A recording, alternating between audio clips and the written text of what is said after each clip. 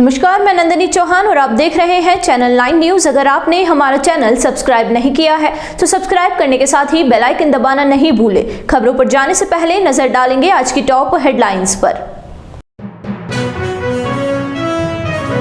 राजसमंद जिले में स्थित हिंदुस्तान जिंक की दरीबा खदान में गुरुवार तड़के हुआ बड़ा हादसा। जंबो ड्रिल मशीन से काम करने के दौरान गिरे बड़े बड़े पत्थर, 2 लोगों की हुई मौत। मृतक के परिजनों ने की मुआवजे की मांग।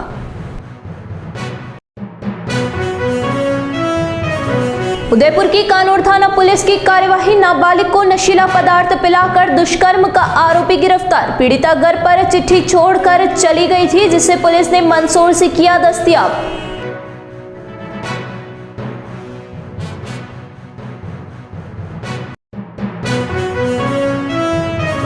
डेंगू और मलेरिया के मरीज बढ़ने के बाद चिकित्सा विभाग आया हरकत में। संयुक्त निदेशक सीएचसी प्रभारियों के साथ बैठक कर दिए आवश्यक दिशा निर्देश। वही विशेष अभियान चलाकर बीमारियों को फैलने से रोकने की कही बात।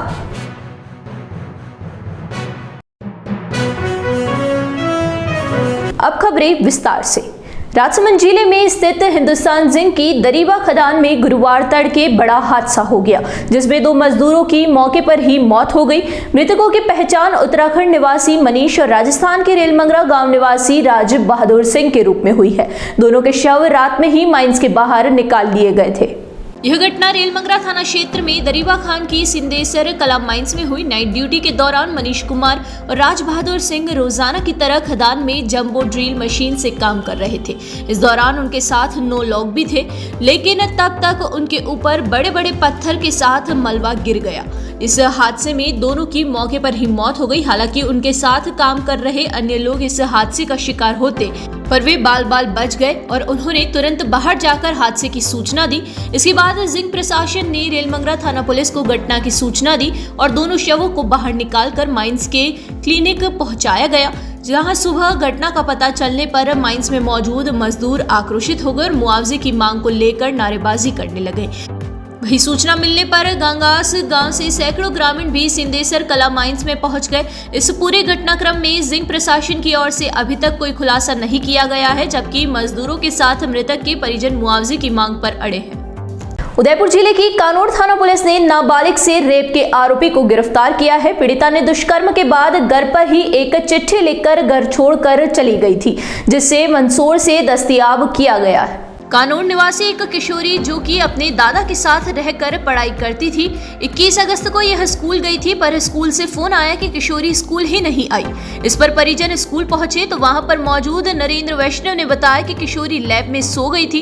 इस पर परिजनों को शंका हुई तो नरेंद्र से पूछताछ की तो वह घबरा गया। इस पर स्कूल की अध्यापिका ने किशोरी से बात की तो उसने नरेंद्र वैष्णव के घर पर सोना बताया।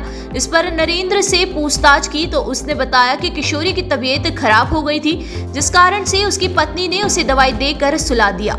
बाद में परिजनों ने पता किया तो सामने आया कि नरेंद्र की पत्नी 2 दिन से घर पर ही नहीं थी। परिजन इस किशोरी से पूछताछ कर रही थी, पर यह कुछ बता नहीं रही थी। 24 अगस्त को यह किशोरी घर से बिना बताए चली गई और एक चिट्ठी छोड़कर गई। इस चिट्ठी को लेकर परिजन थाने पहुंचे और वहां पर गुमशुदगी का मामला दर्ज करवाया गया। पुलिस ने किशोरी की तलाश की और किशोरी को मंदसौर से दस्तयाब किया। पुलिस ने इस किशोरी से पूछताछ की तो उसने नरेंद्र वैष्णव द्वारा दुष्कर्म करना बताया। इस पर पुलिस ने कानूर निवासी नरेंद्र वैष्णव उर्फ नन्नू महाराज को पकड़कर पूछताछ की तो उसने किशोरी को नशीले पदार्थ पिलाकर दुष्कर्म करना स्वीकार किया। पुलिस आरोपी से पूछताछ कर रही है। शहर सहित पूरे जिले में डेंगू और मलेरिया के केस बढ़ने से गुरुवार को चिकित्सा विभाग की ओर से जिला परिषद सभागार में बैठक आयोजित हुई। बैठक में चिकित्सा एवं स्वास्थ्य विभाग के संयुक्त निदेशक डॉक्टर मुश्ताक खान ने सीएचसी प्रभारियों की बैठक लेते हुए आवश्यक दिशा निर्देश दिए। डॉक्टर मुश्ताक खान ने बताया कि उदयपुर शहर सहित पूरे जिले में कुछ जगह पर डेंगू और मलेरिया के केस अधिक आने से वहां पर विजिट की गई और उसके आधार पर चिकित्सा विभाग के अधिकारियों को सचेत रहने के निर्देश जारी किए गए हैं। उन्हें बताया गया है कि जहां जहां अधिक मरीज आए हैं वहां पर एक अभियान चलाकर उनको कंट्रोल करने की कोशिश की जाएगी। उन्होंने ये भी बताया कि शहर के जगदीश चौक में विशेष तौर पर विजिट करने के बाद आवश्यक दिशा निर्देश दिए गए। इसके अलावा आने वाले दिनों में पूरे शहर में नर्सिंग स्टूडेंट्स के माध्यम से विशेष अभियान के माध्यम से इन बीमारियों की रोकथाम करने की कोशिश की जाएगी। ये उदयपुर जो अब ज़िला है अपना, इसमें मलेरिया और डेंगू जो है उसके केसेज कुछ ज़्यादा निकले हैं पिछले दिनों, और उसी के लिए जो है आज यहाँ पे सारे जो मीटिंग रखी थी अपने जो CHC इंचार्जेज है BCMO साहबान की। कल जो है शहरी क्षेत्र में हमारी विजिट हुई थी और जो पॉजिटिव केसेज जहाँ पे ज़्यादा निकले हैं हाई रिस्क एरिया जो है उसकी विजिट करी थी, जगदीश चौक और इधर की। तो वहाँ की कुछ फाइंडिंग्स वगैरह थी और कुछ गिरवा ब्लॉक और जहाँ पे पॉजिटिव केसेज ज़्यादा वहाँ भी विजिट किए थे। तो उसी के दिशा निर्देश देने के लिए साथ ही इनको किस तरह से एक्टिविटीज़ अपने को प्लान करनी है उसके लिए रखी थी आज। गोगुंदा क्षेत्र में एक साथ 5 मौतों के मामले में चिकित्सा एवं स्वास्थ्य विभाग के संयुक्त निदेशक डॉक्टर मुश्ताक खान ने बताया कि इस मामले में वे स्वयं मौके पर गए और सभी लोगों की मौत अलग अलग बीमारी से हुई है, लेकिन फिर भी कोशिश की जा रही है उस क्षेत्र में मलेरिया और डेंगू के मरीजों को चिन्हित कर उनका इलाज समय पर करवाया जाए। देखिए, वहाँ मैं भी गया था खुद भी, वहाँ जो जिन गाँवों के नाम थे वहाँ पे हमने विजिट करी है, अभी भी हमने टीम लगाई भी वहाँ पे। तो अलग अलग तरह की जो डिजीजेज़ वगैरह थी जो उनसे वो केसेज वगैरह निकले हैं। पर्टिकुलर एक लोकेलिटी के केसेस नहीं है, वो 3 गाँवों के केसेस थे वो जिनकी बात हुई थी, और मैं जो 3 केसेस थे उनके घर पे भी जाके आया था। 2 केस ऐसे थे जिनको MB हॉस्पिटल भी ले गए थे, वहाँ पे भी हमने डिस्चार्ज टिकट वगैरह उनके वहाँ से निकलवाए हैं। एक केस जो है वहाँ पे वो मलेरिया से केस डेथ हुई थी, और दूसरे बाकी जो केसेस थे किसी को पेट दर्द था, किसी को तान की बीमारी थी, इस तरह से हमने निकलवाया है। पर चूंकि ये मलेरिया प्रॉन एरिया है, इन दिनों में बारिश के बाद मलेरिया के केसेस निकलते हैं, तो राउंड द क्लॉक हमने अभी वहाँ पे टीम को डिप्लॉय किया, और आज भी हमने यही निर्देश दिए हैं कि जैसे बारिश आज या कल में जब रुकती है तो शहरी क्षेत्र में भी एक बड़ा अभियान हम लोग प्लान करने वाले हैं कि जो नर्सिंग स्टूडेंट्स हैं और हमारे जो बाकी स्टाफ है उनके साथ एक बड़ा अभियान चलाने वाले हैं। उदयपुर के मोहनलाल सुखाड़िया विश्वविद्यालय के क्रीड़ा मंडल की ओर से गुरुवार को राष्ट्रीय खेल दिवस के अवसर पर सम्मान समारोह आयोजित हुआ। क्रीड़ा मंडल के सचिव डॉक्टर भीमराज पटेल ने बताया कि यह सम्मान समारोह विश्वविद्यालय के अतिथि गृह के बप्पा रावल सभागार में आयोजित हुआ। समारोह के मुख्य अतिथि मुख्य सचेतक जोगेश्वर गर्ग मौजूद रहे। समारोह में अर्जुन अवार्डी विजय सिंह चौहान और वल्लभ नगर विधायक उदयलाल डांगी ने शिरकत की। इस अवसर पर अंतर महाविद्यालय खेलकूद प्रतियोगिता में पुरुष और महिला वर्ग में श्रेष्ठ प्रदर्शन करने वाले 120 खिलाड़ियों को सम्मानित किया गया। इस मौके पर टीम प्रबंधक और प्रशिक्षकों का भी सम्मान किया गया। जनरल चैंपियनशिप में प्रथम स्थान पर पुरुष वर्ग और महिला वर्ग में कला महाविद्यालय की टीम रही। वहीं दूसरे स्थान पर पुरुष वर्ग में वाणिज्य महाविद्यालय व VVRI कॉलेज की टीम रही। महिला वर्ग में दूसरे स्थान पर सुयश कॉलेज रश्मि की टीम रही। तीसरे स्थान पर पुरुष वर्ग में RNT मेडिकल कॉलेज कपासन व महिला वर्ग में महाराणा प्रताप स्नातकोत्तर महाविद्यालय चित्तौड़गढ़ की टीम रही। यहाँ रुकेंगे एक छोटे से ब्रेक के लिए। ब्रेक के बाद फिर हाजिर होंगे कुछ खबरों के साथ।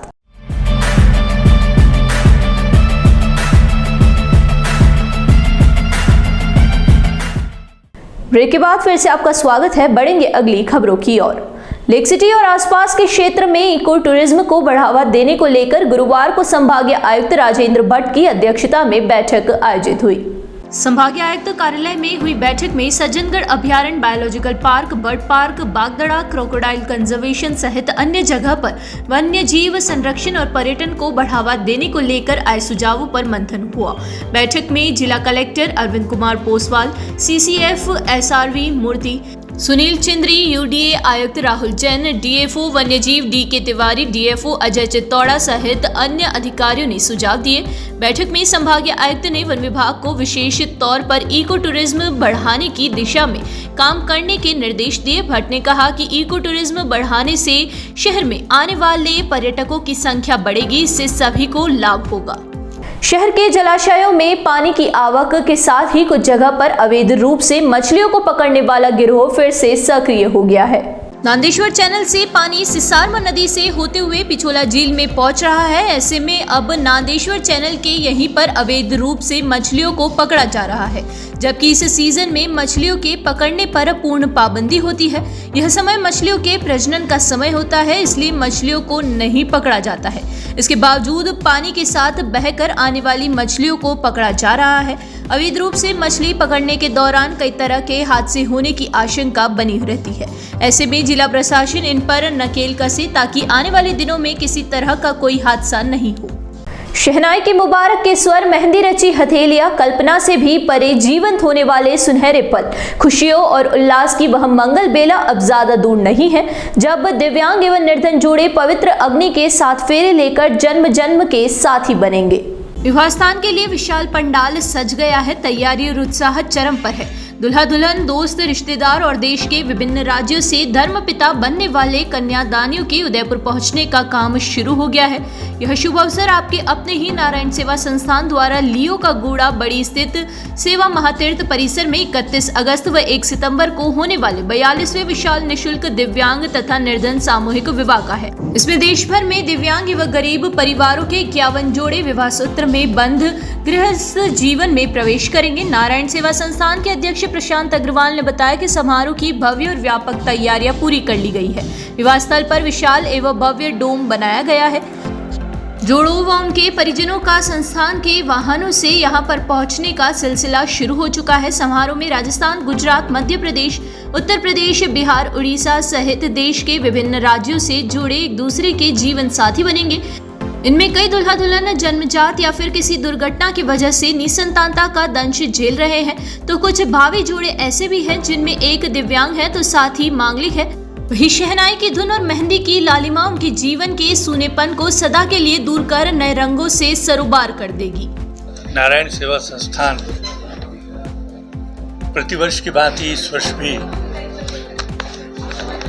दिव्यांग एवं निर्धन युवक युवती सामूहिक विवाह समारोह आयोजित करने जा रहा है। ये 42वां सामूहिक विवाह है जो उदयपुर के बड़ी स्थित सेवा महातीर्थ में 31 अगस्त और 1 सितंबर को संपन्न होगा। इस समारोह में 51 जोड़े हम सफर बनेंगे, जिसमें 25 दिव्यांग जोड़े हैं और 26 निर्धन कमज़ोर वर्ग के परिवारों से आते हैं। ये जोड़े राजस्थान सहित विभिन्न प्रांतों के हैं, जिनमें मध्य प्रदेश, बिहार, राजस्थान, पंजाब, बंगाल इत्यादि राज्यों के हैं। 31 अगस्त को प्रातः विनायक स्थापना से इस 2 दिवसीय समारोह का आगाज होगा। संस्थान के संस्थापक पद्मश्री कैलाश जी मानव, सह संस्थापिका कमला देवी जी, अध्यक्ष भाई प्रशांत जी अग्रवाल, निदेशक वंदना अग्रवाल और संस्थान के ट्रस्टी देवेंद्र चौबीसा, जगदीश आर्य और आमंत्रित अतिथि भगवान गणेश की पूजा कर इस समारोह की शुरुआत करेंगे। इस बार संस्थान ने इस विवाह समारोह की थीम प्रधानमंत्री जी के आह्वान के अनुसार एक पेड़ मां के नाम पर रखी है। समारोह से पूर्व एक जोड़े से प्रतीकात्मक रूप में संस्थान के परिसर में इस समारोह की स्मृति स्वरूप एक पौधा रोपा जाएगा और जब समारोह संपन्न हो जाएगा उसके बाद विदाई के वक्त भी प्रत्येक जोड़े को 3-3, 4-4 फीट लंबे बिल्व, अशोक और विभिन्न प्रजातियों के पौधे उन्हें दिए जाएंगे ताकि वे भी अपने घर आंगन में ले जाकर के रोप सके और ये पेड़ उनकी गृहस्थी की एक स्मृति बने और उनका जीवन हरे भरे पेड़ की तरह खुशहाल हो। मैं आपके माध्यम से उदयपुर वासियों से अनुरोध करता हूँ कि वे पधारें और इन जोड़ों को अपना आशीर्वाद प्रदान करें। धन्यवाद। एक बार फिर नजर डालेंगे आज की टॉप हेडलाइंस पर। राजसमंद जिले में स्थित हिंदुस्तान जिंक की दरीबा खदान में गुरुवार तड़के हुआ बड़ा हादसा। जंबो ड्रिल मशीन से काम करने के दौरान गिरे बड़े बड़े पत्थर, 2 लोगों की हुई मौत। मृतक के परिजनों ने की मुआवजे की मांग।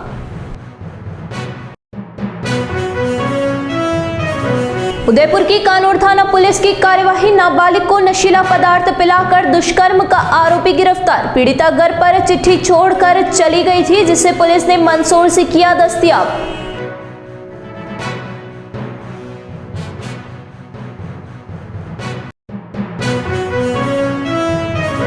डेंगू और मलेरिया के मरीज बढ़ने के बाद चिकित्सा विभाग आया हरकत में। संयुक्त निदेशक सीएचसी प्रभारियों के साथ बैठक कर दिए आवश्यक दिशा निर्देश। वही विशेष अभियान चलाकर बीमारियों को फैलने से रोकने की कही बात।